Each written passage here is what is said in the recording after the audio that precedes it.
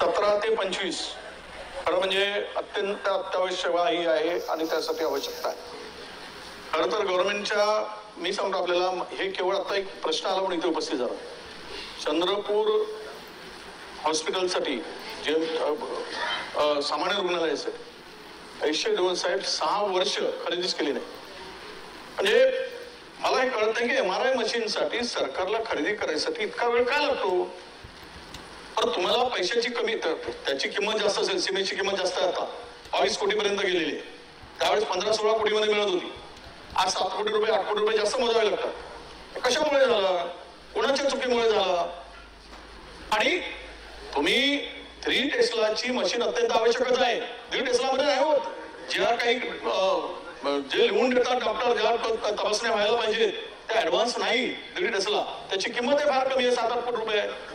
आणि म्हणून स्पेसिफिकली सन्माननीय सदस्यांनी जो प्रश्न विचारला की तुम्ही एकदा सांगून टाका की आम्ही 2 महिन्यामध्ये 1.5 महिन्यामध्ये सगळी प्रक्रिया पूर्ण करू. विषय संपवा.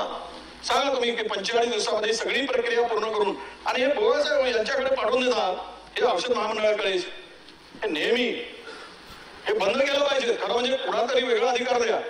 यांच्याकडे औषधी खरेदीमध्ये दिलं नाही, मशीन खरेदीमध्ये दिलं नाही.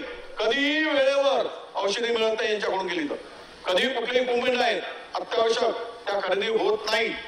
म्हणून तुम्ही यावर काही पुन्हा याच्याकडे असलेले अधिकार काढून घेणार का, काहीतरी ठरवा. हे जे वैद्यकीय शिक्षण आणि औषध विभाग आहे हे काहीच करत नाही. ठीक आहे, उत्तर घेऊया. म्हणून माझा प्रश्न असा आहे की अध्यक्ष महोदय, तुम्ही ही सर्व प्रक्रिया 45 दिवस 50 दिवसामध्ये पार पाडून अकोला GMCला ही मशीन 3 टेस्लाची पुरवणार आहात का, एवढं सांगा.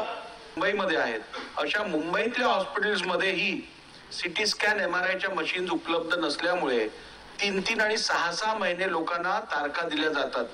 कोर्टातली तारीख लवकर येते पण दवाखान्यातली तारीख लवकर येत नाही. त्यामुळे हा विषय अत्यंत गंभीर आहे.